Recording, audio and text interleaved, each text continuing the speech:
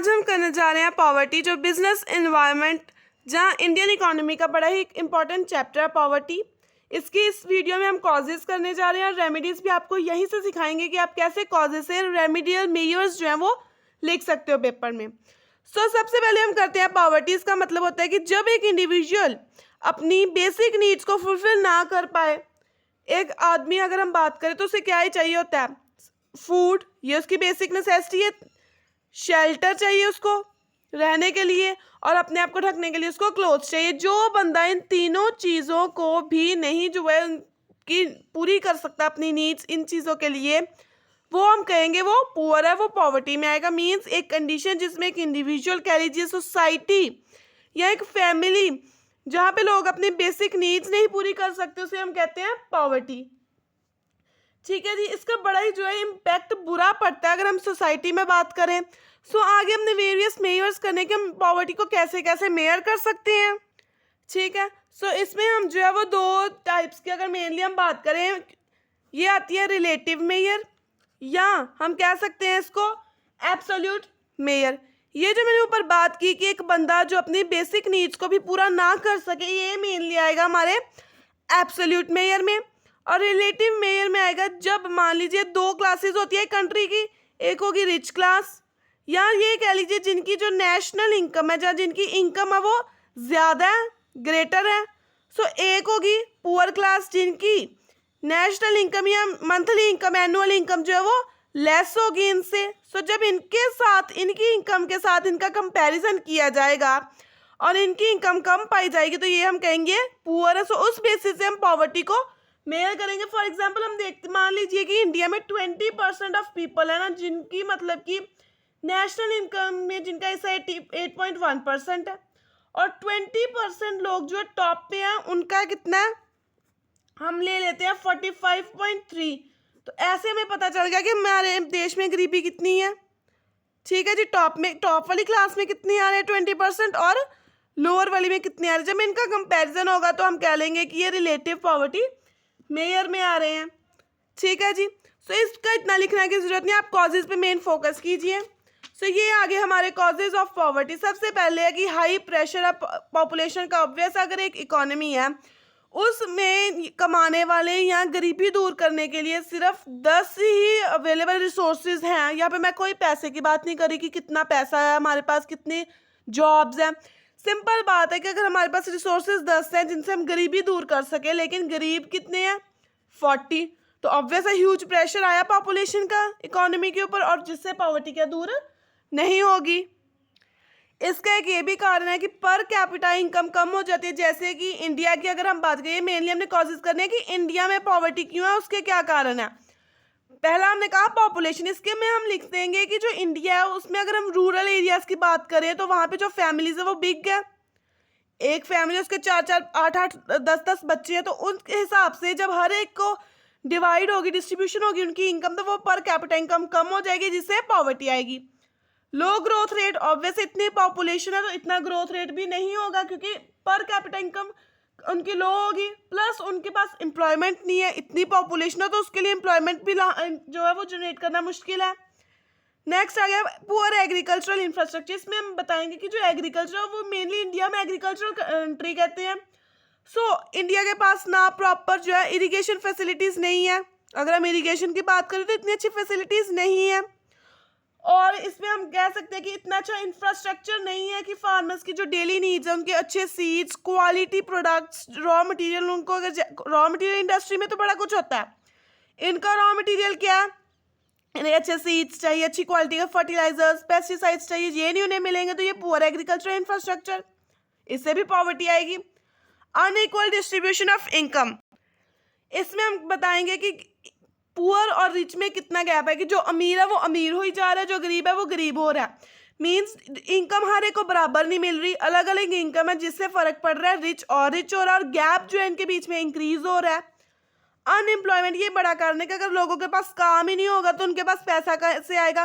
कोई भी आपको फ्री में तो पैसा देगा नहीं, अगर आप काम करोगे तो ही आपको पैसा मिलेगा। अनएम्प्लॉयमेंट में हम कहेंगे कि अगर उनके पास नौकरी नहीं है तो वो पैसा नहीं आएगा, वो गरीब पॉवर्टी में जाएंगे। अंडर यूटिलाइज्ड रिसोर्सेज, इसमें हम बताएंगे कि जैसे एग्रीकल्चरल कंट्री है ना इंडिया, तो डिसगाइज्ड अनएम्प्लॉयमेंट बड़ी ज़्यादा है। जितने रिसोर्सेज के, अगर हमें 5 रिसोर्सेज की ज़रूरत है तो हमने 6 लगाए हुए हैं।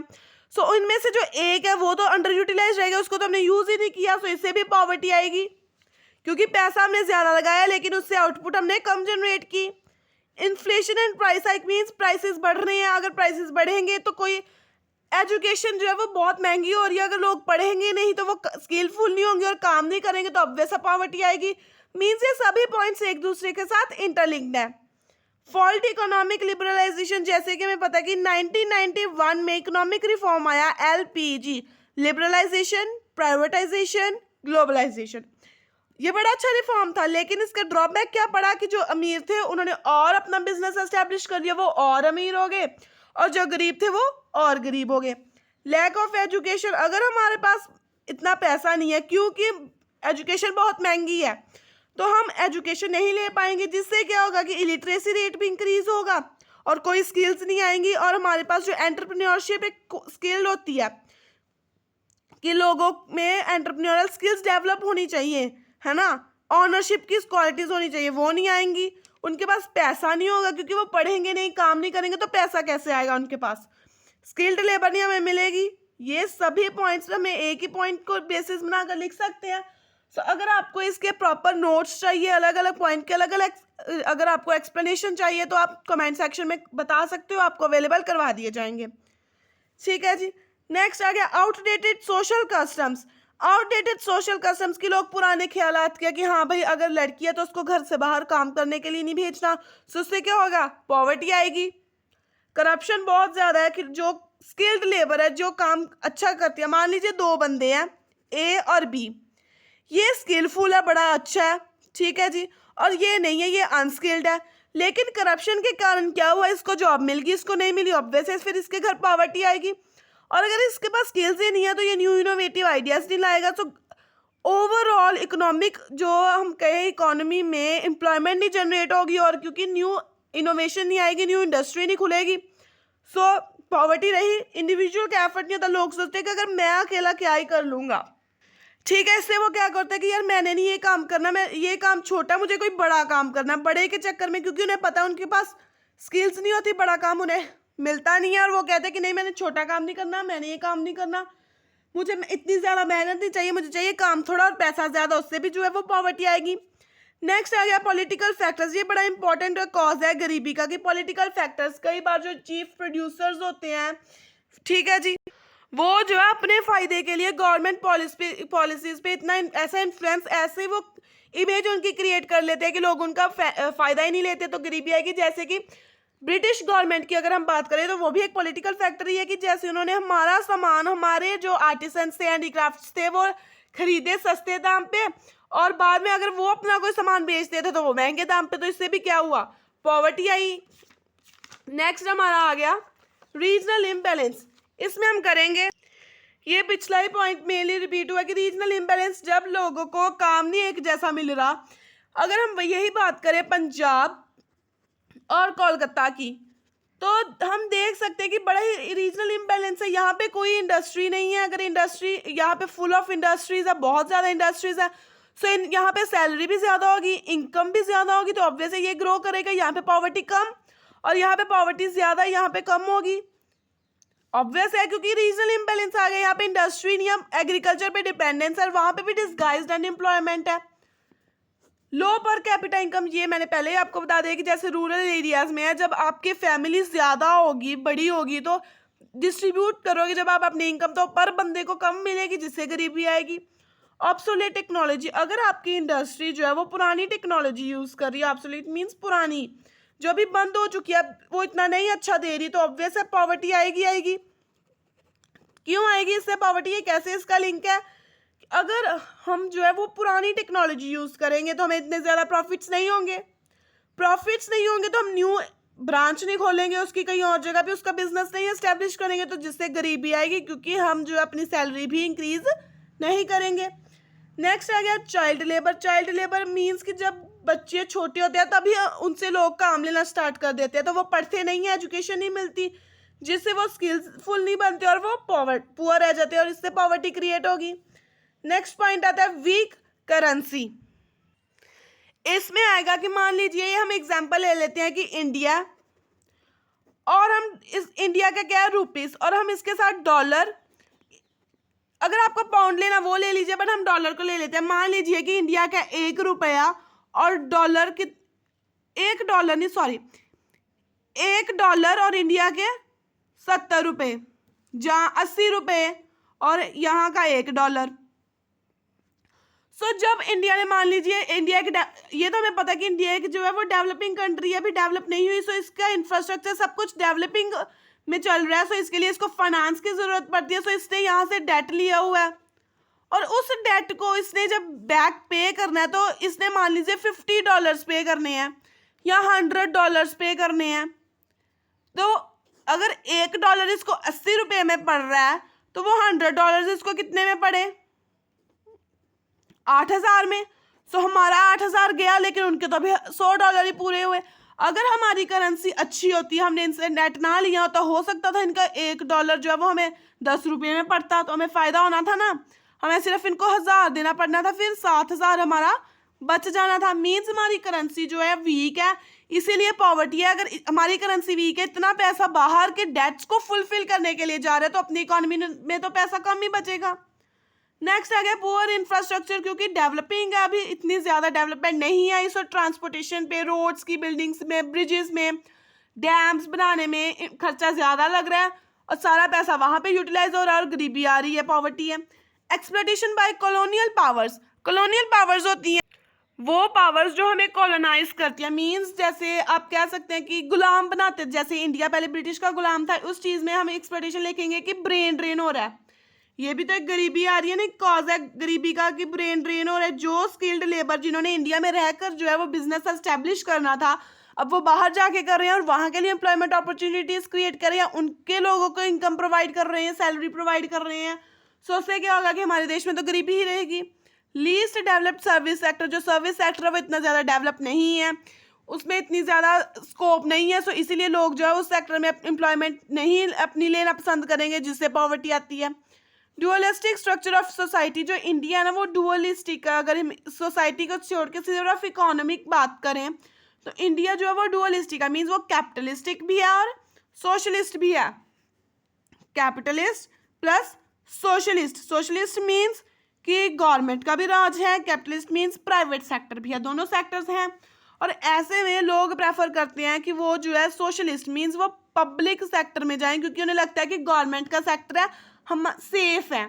so, इससे भी गरीबी है कि क्योंकि गवर्नमेंट के पास इतनी ह्यूज पॉपुलेशन को जॉब्स देने के लिए इतना ज़्यादा नहीं है, सो प्राइवेट सेक्टर में लोग कम जाते हैं, जिससे क्या होता है पॉवर्टी आती है। वो काम ही नहीं करते कि हमने जाना ही नहीं है पॉवर्टी वाली लाइन में, हम बेशक चले जाए लेकिन प्राइवेट में हमने नहीं जाना।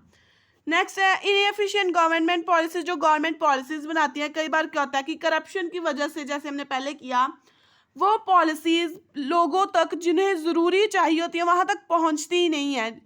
बड़ी सारी ऐसी स्कीम्स थी, जैसे BPL स्कीम, फ्री आटा दाल स्कीम, ये स्कीम्स जो है बनाई जाती हैं कि पॉवर्टी को रिड्यूस किया जाए, लेकिन ऐसा होता नहीं है। सो ये मेन कॉज है कि गवर्नमेंट पॉलिसीज़ तो बना देती है, हाँ ये इसका रेमेडियल मेजर है कि गवर्नमेंट पॉलिसीज़ बनाती हैं, लेकिन वो इनएफिशिएंट होती हैं, ये इसका कॉज है पॉवर्टी का। लैक ऑफ अवेयरनेस, लोगों में अवेयरनेस ही नहीं है, वो उन स्कीम्स को यूटिलाइज ही नहीं करते।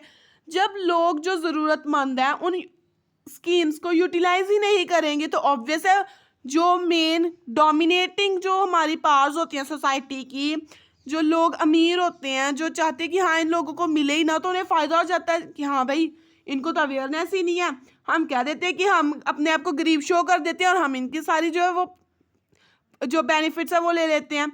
सो इस तरह से जो है पॉवर्टी इंडिया में रिड्यूस नहीं हो रही। ठीक है, सो ये देखिए हमने यहाँ पे 25 जो थे वो कॉजेस पढ़े पॉवर्टी के। अब इनसे ही हम रेमेडियल मेजर्स जो है वो बना सकते हैं। ठीक है जी, सो अगर हम रेमेडियल मेजर्स की बात करें तो इससे हम बना सकते हैं ना।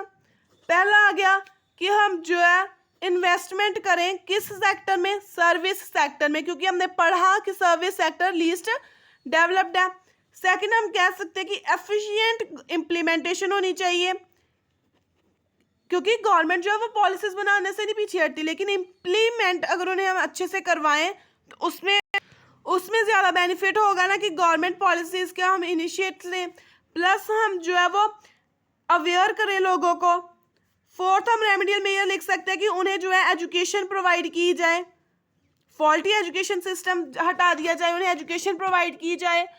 चाइल्ड लेबर हमने यहाँ पे पढ़ा, अबॉलिश किया जाए चाइल्ड लेबर को, कि इसके खिलाफ जो वो कानून बनाए जाए कि लोगों को जो है सजा होगी अगर वो चाइल्ड लेबर करेंगे तो। ठीक है, सो हम यहाँ से लिखने के बजाय हम पीछे से ही देख लेते हैं।